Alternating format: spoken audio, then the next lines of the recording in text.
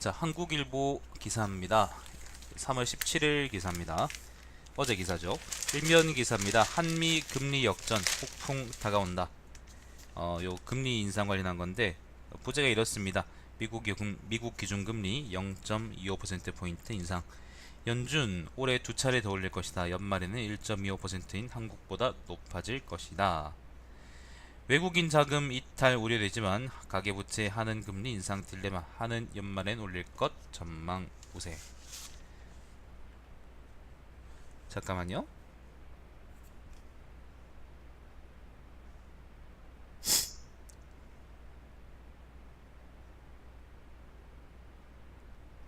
잠깐만요.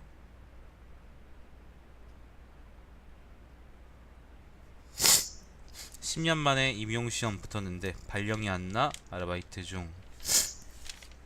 이게 2008년 전 2005년 6년 2000 멀리 보면 2003년쯤부터 4대 교대의 사람들이 쫙 몰리기 시작했습니다. 그때 사실 내가 2008학번인데 우리 선배들이 그랬어요. 아무튼 4대 교대 사람들이 엄청 몰리면서 그때도 이미 IMF 때문에 공무원이 최고다라는 그게 있었거든.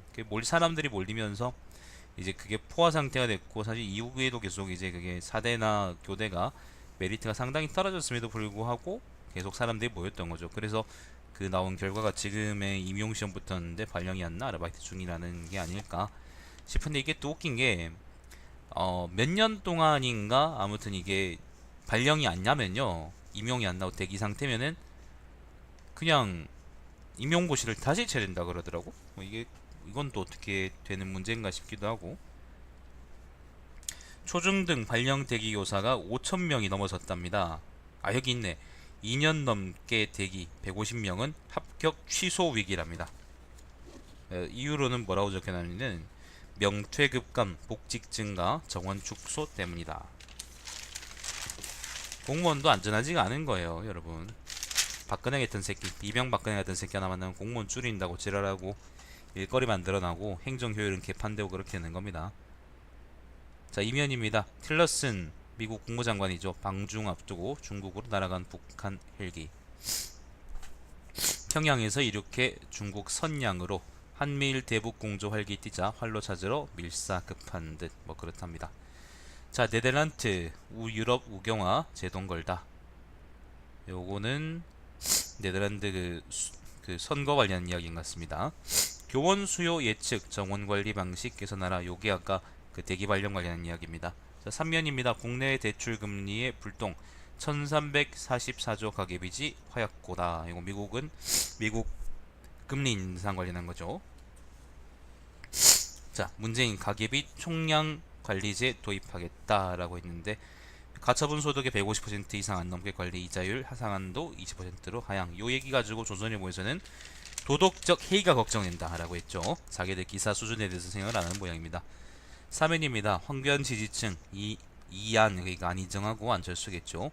이안에게도 만만찮게 옮겨갔다. 황교안이가 이제 대선 출마 안 하겠다라고 얘기한 이유로. 자, 홍준표, 김진태 겨냥 걔는 대상대 못 된다. 안철수, 김대중 마지막 비서관 최경환 영입. 이거 최경환은 우리가 아는 그 쓰레기하고 다른 사람인가 보네. 네, 다른 사람이네요. 호남 표신 결집 포속, 그 경산 귀족 최경환 선생이 아닌가 봅니다.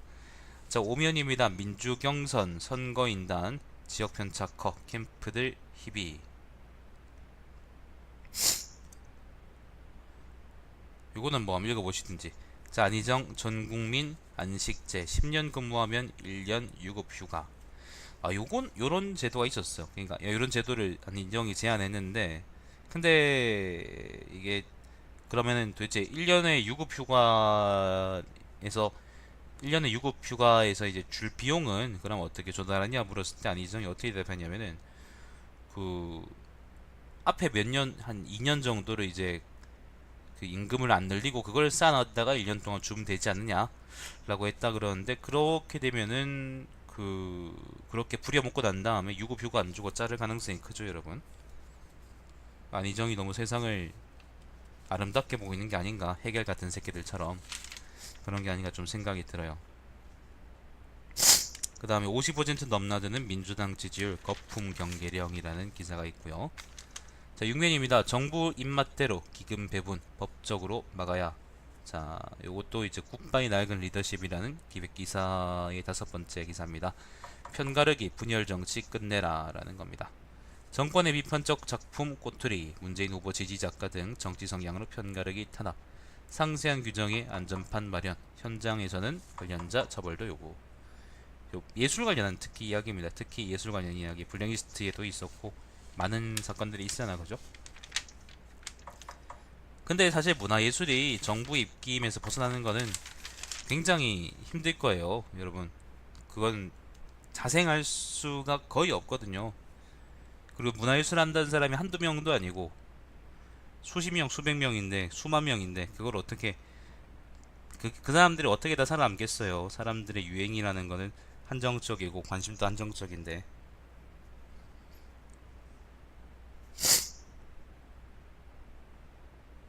잠깐만요.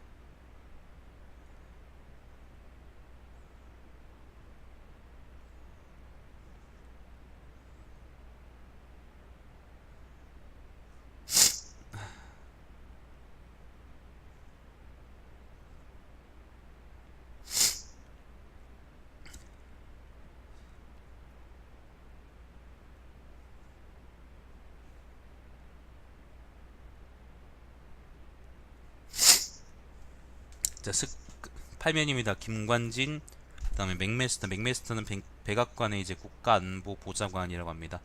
실효적 대북압박 공조.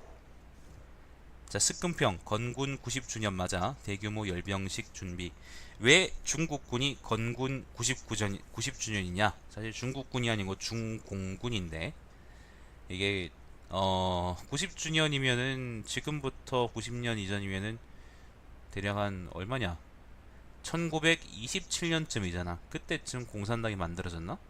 공산당 오사 사건이 1920년쯤이거든요. 근데 거기서 이제 그 모택동이가 북경에서 그걸 보고 이제 나도 저런 거 한번 해야지 그렇게 해서 공산당 가입하고 그때부터 이제 그 활동을 시작했다고 들었는데 그럼 공산군을 창군하는데 이제 대략 한 7, 8년 걸렸다는 셈이고 27년, 26년쯤부터 이제 만약 공산군이 활동을 했어가지고 이제 그 중일 전쟁이나 아니면은 국공내전 때 그 장개석의 뒤통수를 빵야빵야 갈기면서 활동했다는 건데 그게 뭐 그렇게 썩 자랑스러운 역사는 아닌데 그죠?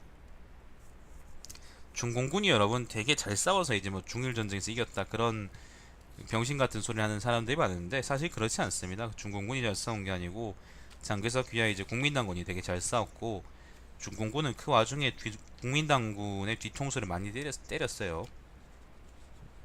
진짜로. 그 꼬라지 해놓고 나중에 중일전 그 나중에 이제 국공내전 때 자기들이 피해자인처럼 얘기했다니까. 그걸 생각하면은 그 장개석 입장에서는 장항량이가 얼마나 족같았을까. 서한 사건만 아니었으면은 중공군을 중국 공산당 다 조지고 나서 중일전쟁에서 반격했을 텐데, 그지? 자, 신면입니다. 검찰 SK 의혹 전망 1호 캔다. 뭐 그런 얘기 있고요. 아예 신면은 검찰 박근혜 수사 전망이라는 그 기획면입니다. 그러니까 검찰 박근혜 측 사실관계 싸고 치열한 수싸움 예고 뭐 그렇답니다. 사실은 만약에 공산당이 승리하지 않고 국민당이 이겼으면 한국은 오히려 이렇게 많이 성장하지 못했을지도 모릅니다. 역사의 역설이죠. 다만 지금 이제 공산당이 이겼기 때문에 한국이 이렇게 성장하긴 했는데 그 중국이라는 굉장히 큰 가상적 국을 앞에 두게 됐죠. 12면입니다. 사회면입니다. 이재용 사건 재판장 장인 박근혜 최순실 일가와 인연이 있다. 옛날에 이재용이 그 뭐예요? 그 영장 심사할 때 구속영장 심사할 때 뭐 법리적으로 했다 지랄지랄 했지만은 사실은 다 학연지연 관계가 있는 거지. 쓰레기들이. 그래놓고는 자기들이 법조인이라고 얘기하고 있으니까 얼마나 부끄러운 일이야. 경찰 내부 고발 직원의 을질 딱지 고강도 표적 감찰도. 예, 뭐 그렇답니다.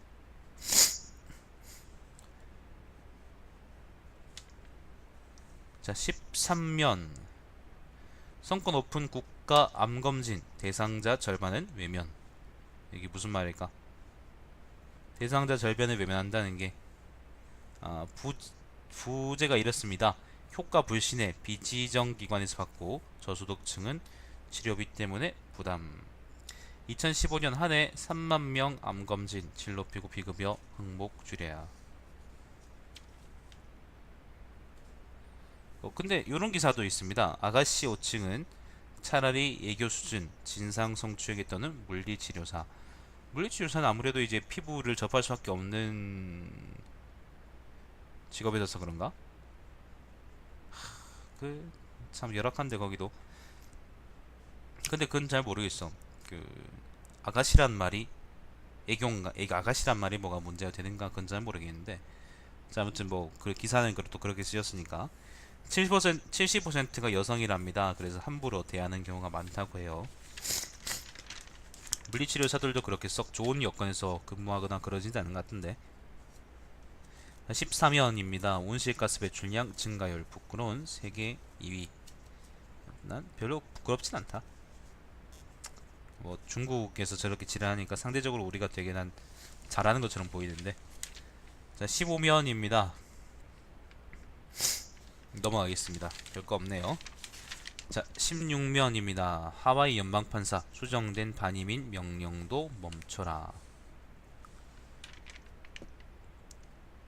월 130시간 초과 근무. 일본 파나소닉도 적발. 크사당한 3명 중 1명. 과로사. 월 130시간이면은 이게 우리가 지금요. 우리가 한 주 최대 근무 시간이 52시간입니다. 52시간 법적으로 그래요. 뭐 노동부에서는 68시간이나 지랄하고 있긴 한데, 근데 뭐 명문화 시키면 52시간이고, 요게 근데 한 달이면 뭐 4주 치면은 대략 200시간이잖아. 근데 200시간에서 월 130시간은 뭐냐? 이게 초과 근무라는 거거든요. 우리나라 기준으로 만약에 한다면은 이제 월 300시간 정도를 그냥 근무하는 셈인데 330시간. 야, 그러면 이게 130시간 초과 근무면은 4로 나누면은 4, 3, 12. 한 주에 대략 30시간 정도 이상을 초과 근무했다는 건데, 이거는 한 주에 30시간이니까 만약 5일 근무한다고 치고 가면 하루에 6시간을 초과 근무했다는 거예요. 무시무시하다. 하루 보통 이제 통상적인 근무 시간이 8시간이거든. 그러면은 8시간에서 6시간 추가 근무하면은 사실 하루 14시간을 근무했다는 거죠. 한 달 꼬박 그렇게 된다는 겁니다. 물론 뭐 주말을 일하고 그러면 좀 줄긴 하겠지만은 족같으면 어디 가는 것도 아니고. 자, 17면은 재밌는 기사입니다. 60년간 국제적 의제를 선도. 이유는 여전히 실험실이다. 부제가 이렇습니다. 이유는 박물관인가 실험실인가. 박물관이 가까운 것 같은데. 18면입니다. 그 경제면입니다. 예금 채권보다 주식 투자 부동산 내년까지 기다려라. 뭐 재테크 어떻게 하냐 그런 기사가 있고요. 중고생 자녀 가구 교육비가 월 79만 원이랍니다. 부모가 결혼 비용 70% 지원한다. 뭐 그거는 그렇고, 부모가 결혼 비용 70% 지원하는 거는 뭐 난 정상적이라고 생각해요. 옛날이 잘 벌었으니까 지금보다. 아니면 결혼하는 새로는 안 하든지. 자, 근데 그거는 그렇다 치고 이제 자녀 가구 교육비가 월 79만 원이라 그러는 거는, 월 79만 원. 내가 한 달에 야, 이거는 최저임금으로 만약 한 달 번다고 치면 140만 원쯤 나올 텐데, 지금은 130만 원, 140만 원쯤 나올 텐데, 월 79만 원이면은 그 반쯤 되는군요. 반이 넘네요, 그죠? 그 반이 넘는 금액이, 훨씬 넘는 금액이 이제 이게 그게 사교육비로 나간다. 한 사람당이니까. 두 사람, 세 사람이면은 이제 우후죽순처럼 막 늘어나는 거지. 근데 사람이 어떻게 배우고만 살 수 있나? 밥도 먹고 그다음에 섹스도 하고 그래야 되는 건데, 그러려 그러면은 한 가정의, 한 가구의 월 생활비가 엄청 치솟겠네요. 이 부담을 줄여줘도 우리가 하루에 한 번 피자를 먹을 수 있다. 그럴 것 같은데. 자, 19면입니다. 돌아온 조총 시즌 이사선임 이슈 집중.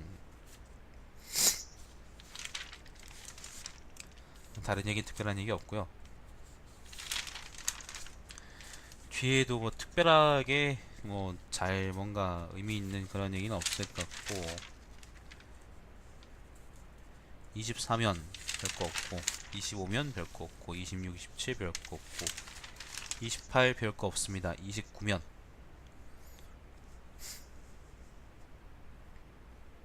오피니언입니다. 판사의 권한은 국민으로부터 나온다라는 칼럼이 있습니다. 부산 가정법원의 부장 판사가 쓴 글입니다. 천종호 이 사람 들어봤는데, 천종호라는 사람이 누구지? 이름을 들어본 것 같은데 이 사람이 부장 판사라는데, 그 도라가 그 사람 아닌가? 아 맞네. 그 왜 그 양아치들한테 안돼 바꿔줄 생각 없어 돌아가, 이 사람이 바로 전종호네. 그 한국일보에다가 이제 칼럼 쓰셨네요. 자, 아무튼 그 관련 이야기입니다. 제목이고 내용입니다. 자, 뒤쪽에 그 오피니언 계속 읽어집니다. 테슬라 전기차라는 칼럼이 있고요. 안철수의 시간과 공간이란 칼럼이 있습니다. 논설 고문이 쓴 글인데, 4.13 이후 호남당 대주주 한계 드러내 황교안 불출마로 중도보수 흡수 세기에 안철수의 역할이 있어야 건강한 대선 게임 가능하다. 자, 태극이라는 대못이라는 칼럼이 있습니다. 요거 이영창이라는 경제부 기자가 쓴 글입니다. 이 아저씨 글 재밌게 쓰던데. 요것도 뭐 그 제목이 곧 내용이라서, 예, 제목이 곧 내용이라서, 정부와 정권, 정부라는 거는 국가의 통치기구고요. 정권은 특정 정치 권력을 의미합니다. 정부와 정권은 엄연히 다른 존재임에도 정권은 항상 그 사실을 망각한다. 정부는 영속을 지향해야 하지만 정권은 항시 유한해야만 한다. 네, 요런 이야기입니다. 굉장히 정론입니다. 정론. 자, 31면입니다. 물은 상품이 아니다라는 칼럼이 있습니다. 에너지기후정책연구소 연구기획위원이 쓴 글인데, 물은 모두의 것이다. 물정책에 참여해서 시민차별을 제도하자. 물산업 관련한 이야기입니다. 여러분, 물산업.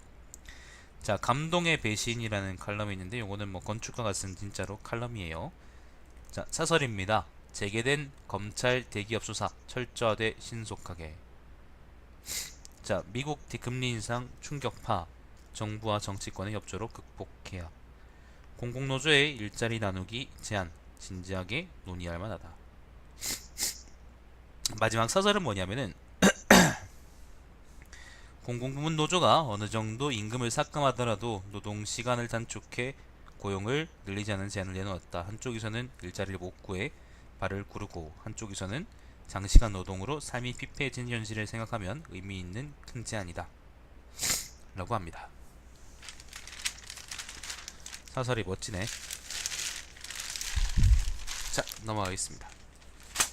이걸로 오늘 브리핑은 끝인데, 사실 어제 브리핑이지.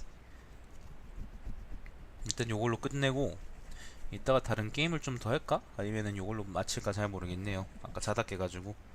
자, 일단 방송을 여기 종료하겠습니다. 시청해주신 여러분 감사드립니다. 오늘 방송은 여기까지입니다.